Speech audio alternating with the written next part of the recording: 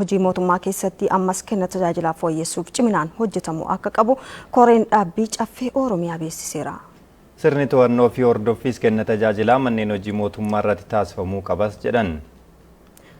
Koreenwwan dhaabbii caffee Oromiyaa raawwii hojii kurmaana tokkoffaa seektaroota isa jala jiranii magaalaa Adaamaatti qorachaa jira. Akaaluu Baqqalaa gabaasa dabalataa qaba. Ashara magariisaa misooma qamadii ongee dandamachuuf hojiin hojjetame gaarii akka ta'e durataan koree dhaabbii dhimma misooma baadiyyaa obbo Diriirsaa Waaqumaa ibsan. Waliigala yeroo ilaallu bakka tokkotti finnee kan damee misooma baadiyyaa kana galmoota gurguddoo kaawwanne waliin tokko oomisha biyya keessatti oomishuu qabnu, kan biyya alaatii galu xiqqeessuu, kan biyya keessaa guddisuu, carraa hojii uumuu faana wantoonni karoorfanne galmoota kaawwanne faana yeroo ilaallu milkaa'inni waliigalaa kan jiru ta'uusaa. Obbo Abdul Qaadir Hussein ammoo durataa koree dhaabbii dhimma misooma magaalaati. Karoora kurmaana keessatti qabatan keessa jiddu galeessaa yoo ilaalamu raawwii kurmaana keessatti qabatan keessatti jiddu galeessaan hojiin raawwatamee jira jechuudha. Kenna tajaajilaa irratti kallattii dhaabnii fi mootummaan kaa'een bu'aan barbaadamu dhufuu dhabuun hannii fi bakka rakkooleen nageenyaa jiranitti piroojektonni misoomaa harkifachuun hanqina jedhameera. Rakkoon xiyyeeffannoo barbaadu fi ammas keessaa ba'uu hin dandeenye sadarkaa tokkoffaa irratti rakkoo kenna tajaajilaati.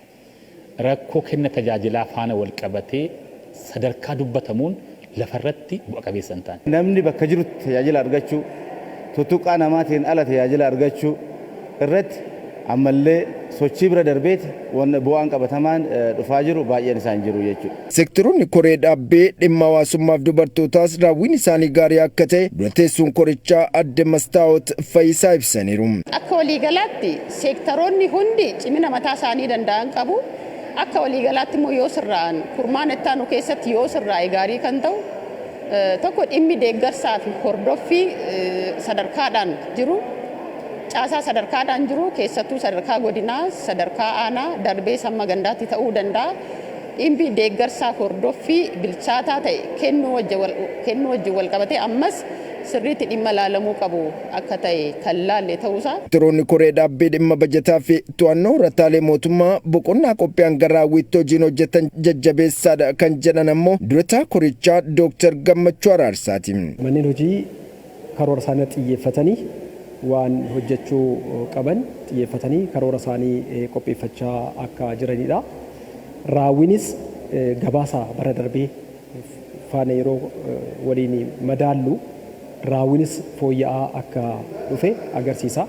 Seektaroonni haqaa nageenya mirkaneessuuf hojiin hojjetaa jiran gaariidha kan jedhan ammoo dura teessuu itti aantuu koree dhaabbii dhimma bulchiinsaa seeraa fi misooma qabeenya namaa adde Birqee Zawudeeti.